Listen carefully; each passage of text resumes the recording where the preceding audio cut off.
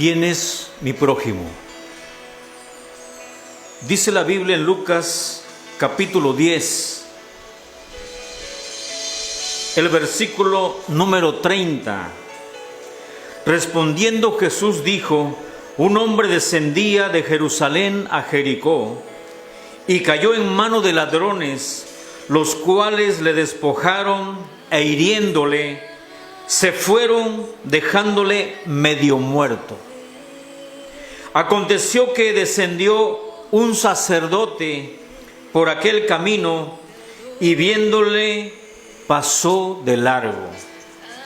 Asimismo, un levita, llegando cerca de aquel lugar, viéndole pasó de largo. Pero un samaritano que iba de camino vino cerca de él y viéndole fue movido a misericordia. Qué importante es esta palabra de Dios en este tiempo. Alguien preguntó: ¿quién es mi prójimo? Jesús refirió esta parábola que se llama el buen samaritano. Dice la Biblia que un hombre descendía de Jerusalén a Jericó y cayó en manos de personas, de maleantes, de ladrones. Dice la palabra de Dios que lo despojaron, lo robaron, lo hirieron y lo dejaron medio muerto. Y esta historia continúa. Aconteció que un sacerdote descendió también por este camino. Iba por ahí y se dio cuenta de esta persona que estaba ahí, como dice la Biblia, medio muerto. ¿Qué fue lo que hizo? Dice la palabra de Dios que le vio solamente y se fue de largo. ¿Qué es un sacerdote? Es una persona que está consagrada a Dios, una persona que ora, una persona que hace sacrificios, una persona dedicada al servicio de Dios. Por lo tanto, era menester, era casi una obligación de tenderle la mano a este hombre. ¿Pero qué hizo? Se fue de largo. Dice la Biblia que descendió también un levita. ¿Quién es un levita? Levita es una persona que está dedicada en el templo. Una persona que tiene el conocimiento de la palabra de Dios, que está obligado a hacer bien. Dice la Biblia que estos dos hombres, el sacerdote y el levita, se fueron de largo. Pero vino un samaritano. ¿Qué es un samaritano? Era un enemigo de los judíos. Eran mal vistos, menospreciados. La samaritana dice: los judíos y samaritanos no nos llevamos, enemigos totalmente. Pero este hombre no se fijó si era judío o si era samaritano, no le importó. Dice la Biblia que fue movido a misericordia y empezó a actuar conforme a su corazón, al poco conocimiento que él tenía. Dice la Biblia que se acercó a este hombre, vendó sus heridas, echándole aceite para suavizar sus heridas.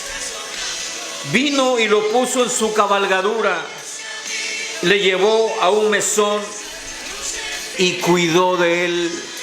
Lo que no hizo el sacerdote, el que tenía la obligación de hacerlo, el que estaba dedicado totalmente a Dios, no lo hizo. El levita igualmente, un hombre dedicado en el templo, para servir en el templo, tampoco lo hizo. Pero este samaritano lo movió la misericordia y empezó a ayudarlo, empezó a curarlo, empezó a vendar sus heridas, le facilitó la llevada hasta un lugar donde lo iban a cuidar y todavía pagó por ello. Este hombre demostraba claramente lo que había en su corazón. ¿Cuántos de nosotros nos hemos enfrentado a la misericordia? La tenemos de frente, viendo a nuestro hermano tener necesidad y no le ayudamos.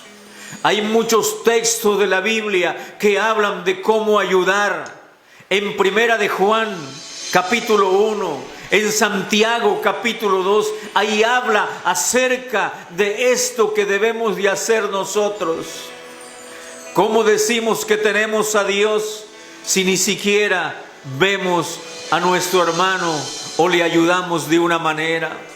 Si tú ves a tu hermano que tiene una necesidad, que tiene un problema y no extiendes tu mano, de nada sirve lo que estamos profesando. Dios nos ayude a poder ser movidos a misericordia y aprovechar ese momento que Dios nos da enfrente de nuestro prójimo para tenderle la mano, para orar por él, para darle, si es que necesita, un bocado de pan, poder facilitarlo nosotros que conocemos a Dios. ¿Cómo decimos que amamos a Dios y no amamos a nuestros hermanos? Es el momento de reflexionar.